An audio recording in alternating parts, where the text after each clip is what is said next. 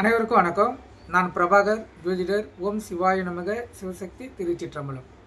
இன்று பிறந்த நாள் காணும் அனைவருக்கும் வாழ்த்துக்கள். இறைவனுடைய அருள் பரிபூர்ணமாக உங்களுக்கு கிடைக்கட்டும். உங்களுடைய மனம் எதை ஆசைப்படுகிறதோ அந்த ஆசை நியாயமான ஆசையாக இருந்தால் நிறைவேறட்டும் என்று எம்பெருமான் சிவபெருமானிடம் அடியேன் வேண்டிக் கொள்கிறேன். இப்போ நான் என்ன சொல்ல போகிறேன்னா, இன்றைய நாளுடைய நிலைப்பாடை தான் சொல்ல போகிறேன். கருத்து கொண்டு பயன்பெறுங்க. பரப்பாவ ஆவணி 20 இன்று சனிக்கிழமை, ஆங்கில வருடம் ஜூலை 4, 2026. இன்று மேல் நோக்கினால் நட்சத்திரம் இன்று பிற்பகல் 12:30 வரை அவிட்டம், பின்பு சதயம். திதி இன்று காலை 10:57 வரை சதுர்த்தி, பின்பு பஞ்சமி. யோகம் இன்று சித்த யோகம், அமிர்த யோகம். சந்திராச நட்சத்திரம் பூசம், ஆயில்யம். ராசி பார்த்தீங்கன்னா கடகம். சந்திராசை பொறுத்த மட்டும் ராசியை 50% பாதிக்கும், லக்னத்தை 90% பாதிக்கும்.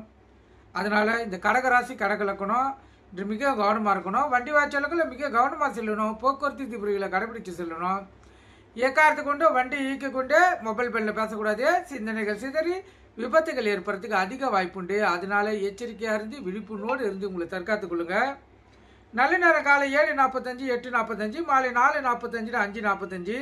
இந்த கௌரி நல்ல நேரம் காலை 10:45, 11:45, மாலை 9:30, 10:30.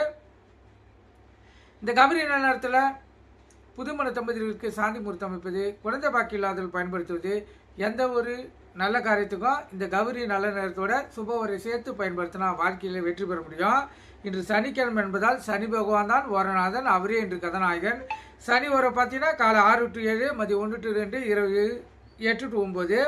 இந்த சனி வரையை பொறுத்த மட்டும் தீராத வியாதிகளுக்கு சிகிச்சை எடுத்தல், மருந்து உண்ணுதல், இதெல்லாம் சனி உரையில் செய்தால் 100% அவங்களுடைய வியாதிகள் குணமாகும். கருத்தில் கொள்ளுங்கள். ராகு காலம் காலை 9 to 10:30, யமகண்டம் மதியம் 1 to 3, குளிகை காலை 6 to 7:30, தூளம் கிழக்கு. கோயிலுக்கு சென்றால் இந்த கிழக்கு சைடு பார்த்து தான் இந்த கற்பூரம் விளக்கை ஏற்றணும். ஏன்னா இன்று கிழக்கு தசநாதன் வழி நடத்துவதால் அவர் வழியிலே செல்வது சிறப்பு. நீங்கள் கருத்து கொண்டு பயன்பெறுங்க. நன்றி, வணக்கம், வாழ்க வளம்.